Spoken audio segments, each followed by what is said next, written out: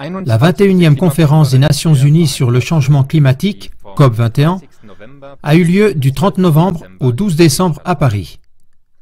Le but principal était de conclure pour la première fois un accord entre les 195 membres de la Convention climatique de l'ONU au sujet des objectifs qu'ils s'engagent à respecter en faveur du climat. Cela doit permettre d'atteindre une limitation de la hausse de la température de 2 degrés maximum. Des ministres de haut rang ont discuté avec d'autres instances et des ONG pour voir comment arrêter le réchauffement climatique prétendument provoqué par l'homme.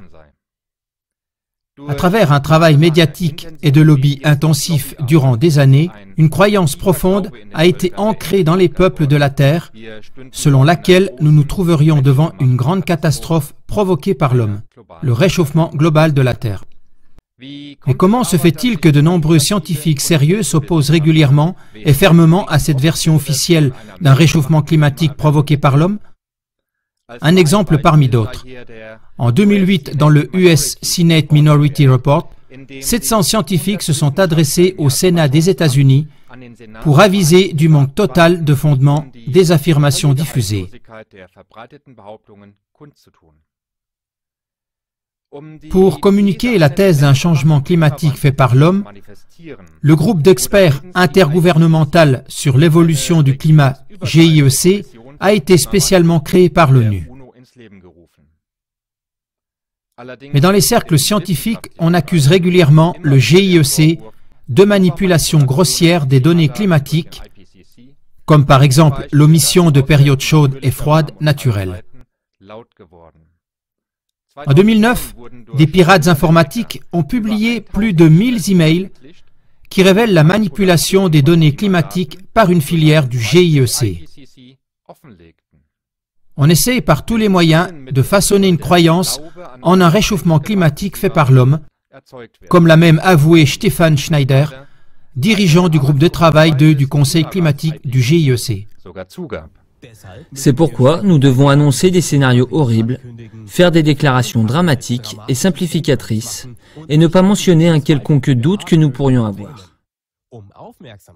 Pour susciter l'attention, nous utilisons des déclarations dramatiques sans aucun doute sur ce qui est dit. Chacun de nous, scientifiques, doit décider s'il veut être honnête ou plutôt efficace. Hartmut Bachmann, ancien membre du GIEC, parle dans son livre « Le mensonge de la catastrophe climatique » de l'histoire du GIEC, qui est marquée depuis le début par le mensonge, la manipulation et la dissimulation. Si l'on regarde quelques chiffres de manière objective, l'image suivante se dessine. L'humanité est la cause d'environ 1 à 4% du CO2 dans l'air et l'Allemagne seulement d'une fraction infime. La contribution allemande engloutirait certes des centaines de milliards d'euros, mais ne mènerait qu'à une baisse de la température évaluée à l'incroyable nombre de 0,0007 degrés, comme l'explique le physicien allemand et professeur retraité Horst Joachim Lüdecke. C'est Lüdecke qui est à l'origine de la phrase « Nous n'avons pas besoin de chercheurs climatiques, car il n'y a pas de preuve scientifique que le CO2 réchauffe l'atmosphère ». Dans une publication professionnelle, Lüdecke en vient au résultat, premièrement, que les fluctuations de température du XXe siècle ne surpassent pas celles des derniers 2000 ans. Deuxièmement, que le réchauffement climatique global du XXe siècle a une origine principalement naturelle. Et troisièmement, que l'évolution de la température globale des 250 dernières années peut être attribuée à des cycles naturels. Il n'y a jamais eu de vraies preuves scientifiques d'un réchauffement climatique dû à l'homme. La croyance en une catastrophe climatique ne fonctionne qu'à travers une propagande et un travail de lobby qui englobe tout. Voici 2 exemples du scénario catastrophe provenant du magazine allemand Spiegel. En 1986, Spiegel montre une image du dôme de Cologne sous l'eau. En 2015, Spiegel a imprimé l'image de la Terre en flammes. Conclusion.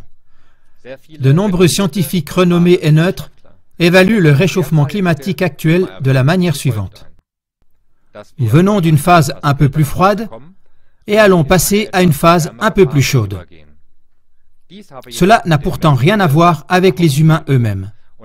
De plus, le réchauffement de la Terre n'a rien à voir avec des gaz à effet de serre, mais est fondé uniquement sur une activité solaire plus forte ou plus faible. Malgré toutes ces contrevoix écrasantes de scientifiques de renom, la plus grande conférence climatique de tous les temps a eu lieu à Paris avec des dépenses énormes en coûts et en personnel. Les frais nécessaires pour atteindre une limitation de la hausse de la température de 2 degrés maximum vont enfler de façon énorme et ce sont les contribuables et l'économie qui vont finalement devoir payer. Sir Nicholas Stern, l'ancien économiste en chef de la Banque mondiale, estime qu'il y a besoin d'au moins 50 billions d'euros pour atteindre les buts de protection du climat dont on prétend qu'ils sont nécessaires. Mais qui profite de cela? Et qui se cache derrière? À qui sert la plus gigantesque conférence climatique de tous les temps?